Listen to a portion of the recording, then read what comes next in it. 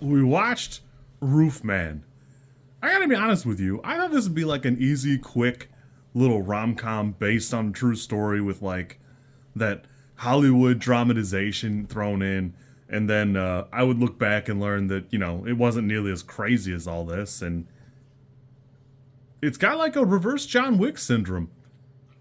If anything, this movie is like a watered down version of events. There's some parts that are like dramatic bits, and there's that Hallmark movie part in the middle, but damn. If anything, it's less crazy than what really happened to the guy. Well, what he did, I suppose. I gotta be honest, I love seeing Channing Tatum play like a well-meaning bozo.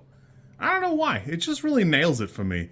Like, there's just this element of earnest buffoonery coming from him when he's into stuff like this that I think he's doing a great job with.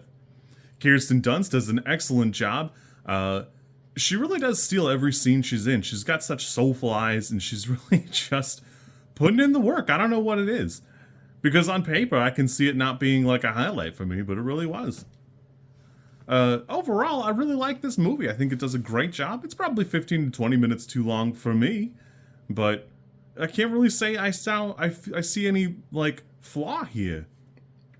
In reality, he was living both in the Toys R Us and sometimes in the Circuit City that was next door, which is an insanely dated phrase for me, but I think is a period film. This does an excellent job. Everything's framed really well. It's filmed on 35 millimeter. I don't know what that means, but it is what gives it that grainy look that, man, it just looks so good. I didn't like it, for a couple seconds I kind of, but man, this movie looks great. The only thing I didn't like is there's a couple times where they're chasing them that, the camera shakes around a ton. That I just hate that overall, so it is what it is, but other than that, I think everything looks pretty fantastic here. While I thought this would be like a fun little rom-com, it's almost a little bit more like a biopic in a lot of ways. That it really touches on a lot of different bits and the elements of his life that obviously there's some dramatic parts thrown in or, expounded upon, but other than that, I had a pretty good time. You can see a lot of heart went into making it. And man, I think Channing Tatum's really nailing the role here. Like, I'm happy for him that he's getting to play Gambit again, but I'd be happy if that fell through because he's really doing crazy work nowadays. He's always done a good job, but I feel like we overlooked him a little bit early in his career. That, damn. One of the things that catch him are when they go into his den in the Circuit City. They find one fingerprint. It's on a DVD of Catch Me If You Can.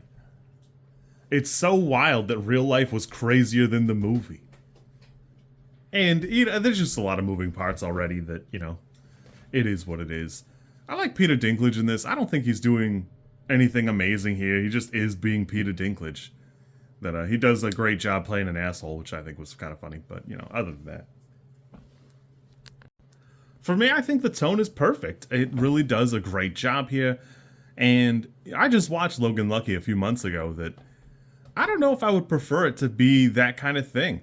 While it certainly seems that Manchester was always kind of planning his next move and the baby monitors and surveillance system was set up to set up a heist, not so that he could just live out his life in Toys R Us, there's an element of it that it's fun to watch him just kind of bozo around. And it's reported that he did ride a bicycle around the store for exercise when he was, there alone at night. And, it's funny. It's fun, it's cute, it's quick. If you like this kind of thing, I think you should go check it out. I think you'll have a good time. I certainly enjoyed it myself. You kids be good. I will catch you on the flippity floppity. I will say that there's an element of this that I had a lot of reservations, right there in the last 5-10 minutes, but if you watch the credits, there's like a mini documentary. They show like a lot of interviews and some photo comparisons of the families, and then of Tatum himself to Manchester, and then like, it's funny because you're watching the news segments on TV in the movie, and you go, oh, that sounds a little ridiculous, it's a little bit stupid, but that's pretty much A for A what it was. So there is that. Also, the period piece really does a great job because I can't say I recognize that Naruto sweater, but it seems like it's about on point for the time period. If you like this content, I'm supposed to ask you to like, comment, and subscribe. I think like is here, and comment is probably down there, and subscribe over there somewhere too. I think.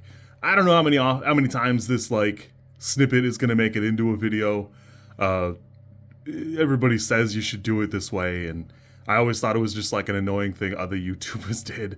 And as you know, I am bad at editing, so if you like it, great, I'm happy for you. If you don't like it, I'm sorry.